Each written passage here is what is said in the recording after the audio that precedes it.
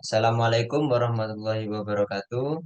Di sini kami dari kelompok satu dari mata kuliah Matematika Diskrit akan mempresentasikan hasil kerja kelompok kami. Sebelumnya perkenalkan, nama saya Ahmad Iskandar Zulkarnain dengan NIM 232410101087. Perkenalkan, nama saya Effendi Bima Ali Furkon dengan NIM 232410101049. Perkenalkan, saya Yayang Junan Anggriawan dengan NIM 232410101094. Oke, kita lanjut.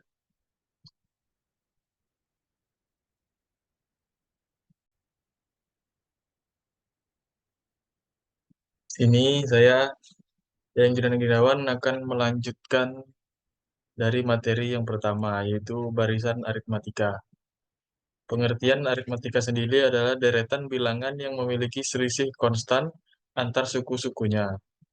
Definisi formalnya, barisan aritmatika adalah deret tak hingga dengan suku pertama A dan selisih D yang dirumuskan sebagai A, A tambah D, A tambah 2D, A tambah 3D, dan seterusnya. Dengan A sebagai suku pertama barisan aritmatika, D selisih antar suku barisan aritmatika, dan N jumlah suku barisan aritmatika. Selanjutnya, ada sifat-sifat barisan aritmatika. Yang pertama, selisih antar suku-suku barisan aritmatika adalah konstan. Yang kedua, rumus suku GN barisan aritmatika adalah UN A tambah N min 1 kali D. Rumus jumlah suku pertama barisan aritmatika adalah Sn N per 2, 2A tambah N min 1 kali D. Yang selanjutnya ada jenis-jenis barisan aritmatika. Yang pertama ada barisan aritmatika tak terhingga, yaitu barisan aritmatika dengan jumlah suku tak terbatas. Yang kedua ada barisan aritmatika tak terhingga, yaitu barisan aritmatika dengan jumlah suku terbatas. Contoh barisan aritmatika: 1, 4, 7, 10, 13, yang selisihnya adalah 3. Yang selanjutnya ada 10, 8, 6, 4, 2, yang selisihnya adalah 2. Penerapan barisan aritmatika sendiri bisa diaplikasikan dalam kehidupan sehari-hari, seperti menghitung jumlah tabungan, menghitung biaya kuliah, menghitung jarak tempuh, menghitung bunga majemuk, dan menghitung cicilan kredit. Kesimpulannya, barisan aritmatika adalah deretan bilangan yang memiliki selisih konstan antar suku-sukunya. Barisan ini memiliki banyak sifat dan jenis, serta memiliki banyak aplikasi dalam kehidupan sehari-hari.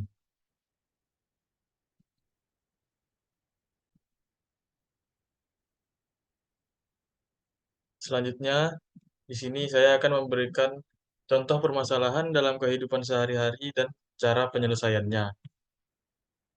Misalkan Budi menabung sebanyak Rp5.000 per hari pada hari pertama, lalu menjadi Rp5.500 per hari pada hari kedua, dan seterusnya. Pertanyaannya, berapa total uang yang Budi tabung selama 10 hari?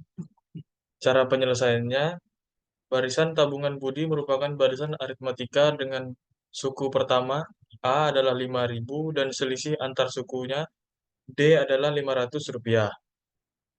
Rumus jumlah N suku pertama dari barisan aritmatika adalah Sn sama dengan N per 2, 2A tambah N min 1 kali D. Yang disubstitusikan N sama dengan 10, A sama dengan Rp5.000, dan D sama dengan Rp500. Apabila dimasukkan ke rumus, S10 sama dengan 10 per 2, 2 dikali 5.000 ditambah 10 kurang 1 dikali Rp500, yang menghasilkan 50.000 ditambah 4.500, dan hasil akhirnya Rp54.500. Jadi kesimpulannya, total uang yang Budi tabung selama 10 hari adalah Rp54.500.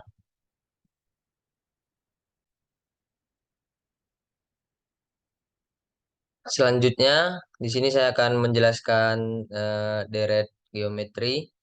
Eh, Untuk pengertian deret geometri adalah deret bilangan yang memiliki rasio konstan antar suku-sukunya. Deret ini dapat didefinisikan sebagai berikut. Deret geometri adalah deret tak hingga dengan suku pertama A dan rasio R, yang dirumuskan sebagai S sama dengan A ditambah AR ditambah AR pangkat 2 tambah AR pangkat 3 dan seterusnya. Terus ditambah dengan AR pangkat N-1. Dengan S itu adalah jumlah deret geometri, A suku pertama deret geometri, dan R rasio deret geometri, N jumlah suku deret geometri. Untuk contoh permasalahannya dan penyelesaiannya adalah ketika menabung di bank dengan bunga majemuk, bunga yang diperoleh pada setiap periode akan ditambahkan ke pokok tabungan dan menghasilkan bunga pada periode berikutnya. Perhitungan bunga majemuk ini dapat dimodelkan dengan deret geometri. Ini ada contoh soalnya yaitu Bima menabung senilai 10 juta di bank dengan bunga majemuk 5% per tahun. Berapa total tabungan Bima setelah 5 tahun? Itu solusinya, jawabannya adalah su- eh, suku pertama deret geometri yang didefinisikan A adalah 10 juta. Rasio deret geometri yang didefinisikan R adalah 1 ditambah 5% sama dengan 1,05. Jumlah suku deret geometri yang didefinisikan N adalah 5 tahun. Rumus deret geometri adalah Sn sama dengan A 1 dikurangi R pangkat N dibagi 1 kurangi R. Selanjutnya substitusikan nilai A, R, dan N ke rumus. Jadi S5 tadi N-nya 5, S5 sama dengan 10 juta dikalikan 1 dikurangi R pangkat N, yaitu R pangkat N-nya adalah 1,05 dipangkatkan 5, terus dibagi 1 kurangi R, R-nya yaitu 1,05, jadi 1 kurangi 1,05 jadi 0,5, dan hasilnya adalah 12.762.816. Jadi total tabungan Bima setelah 5 tahun adalah 12.762.816. Jadi begitu untuk deret geometri sehari-hari yang kita temukan di sehari-hari. Oke, sebelumnya izinkan saya memperkenalkan diri. Nama saya Muhammad Iqbal Firdausi dengan NIM 2324 10 10 10 96. Selanjutnya saya akan menjelaskan tentang relasi berulang. Mulai dari pengertiannya, relasi berulang adalah suatu persamaan yang menghubungkan suku ke N suatu deret dengan suku-suku sebelumnya. Relasi ini digunakan untuk mendefinisikan deret tersebut secara rekursif, di mana nilai suku selanjutnya ditentukan berdasarkan nilai suku-suku sebelumnya. Definisi formalnya, relasi berulang dapat dirumuskan sebagai berikut. UN sama dengan F dalam F kali UN sama dengan F U1, U2, U3 sampai UN-1 dengan UN sebagai suku ke N deretnya, F yaitu fungsi yang menghubungkan suku ke N dengan suku-suku sebelumnya, U1, U2, U3 dan seterusnya sampai U ke N-1 yaitu nilai suku-suku sebelumnya. Contoh permasalahan dan penyelesaiannya. Misalkan pada awalnya terdapat 10 pasang ayam. Setiap pasang ayam menghasilkan 4 anak ayam setiap bulan. Berapa total populasi ayam setelah 6 bulan? Solusinya yaitu penyelesaiannya jumlah populasi ayam pada bulan ke N dapat dirumuskan dengan relasi berulang. UN sama dengan 2N-1 plus 4N-1. U1 sama dengan 10. Nah, U1-nya itu kan apa? Yang ayam pas awal itu tadi. Relasi ini menunjukkan bahwa populasi ayam pada bulan ke N sama dengan 2 kali populasi ayam pada bulan sebelumnya, ditambah dengan 4 anak ayam dari setiap pasang ayam pada bulan sebelumnya. Dengan menggunakan metode substitusi langsung, kita dapat menghitung populasi ayam pada bulan ke-6. Berarti N-nya kan 6 kan. U6 sama dengan 2U5 plus 4U5. U5 sama dengan 2U4 plus 4U4. Terus begitu seterusnya sampai U2 sama dengan 2U1 plus U1. U1 sama dengan 10. Dengan menghitung nilai UN-1 secara berulang, kita mendapatkan nilai U6 sama dengan 460. Kesimpulannya, total populasi ayam setelah 6 bulan adalah 460 ekor. Wes.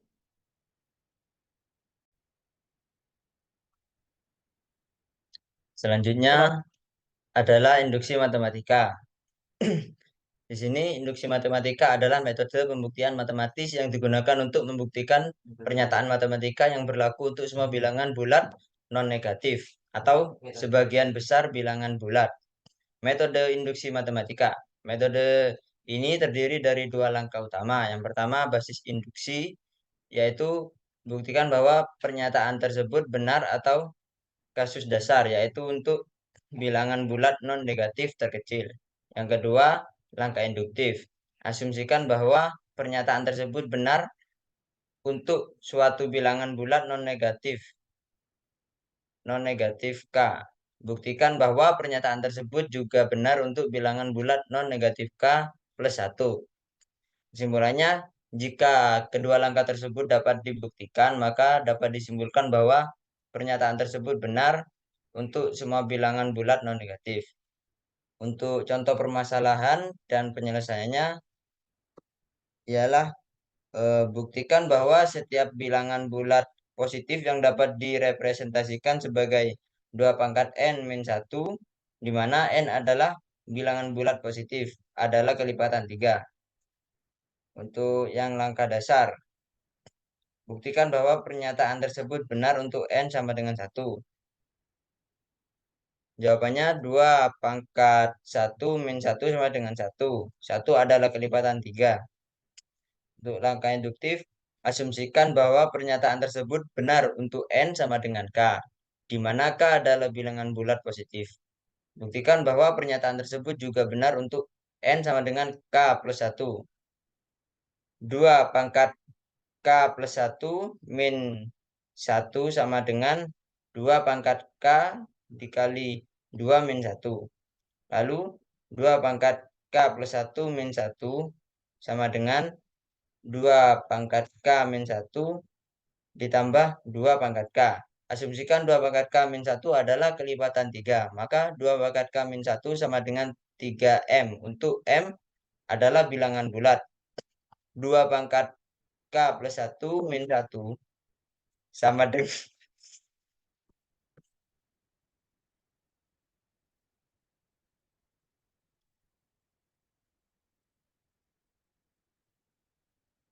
ya,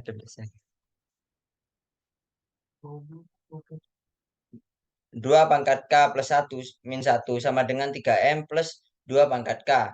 2 pangkat K plus 1 min 1 sama dengan 3 dikali M plus 2 pangkat K min 1. Kesimpulannya, berdasarkan langkah dasar dan langkah induktif, terbukti bahwa setiap bilangan bulat positif yang dapat direpresentasikan sebagai 2 pangkat N min 1, di mana N adalah bilangan bulat positif, adalah kelipatan 3.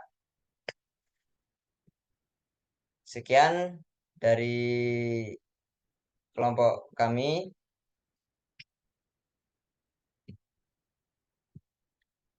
Terima kasih. Mohon maaf bila ada salah kata dan sebagainya. Wassalamualaikum warahmatullahi wabarakatuh. Warahmatullahi wabarakatuh.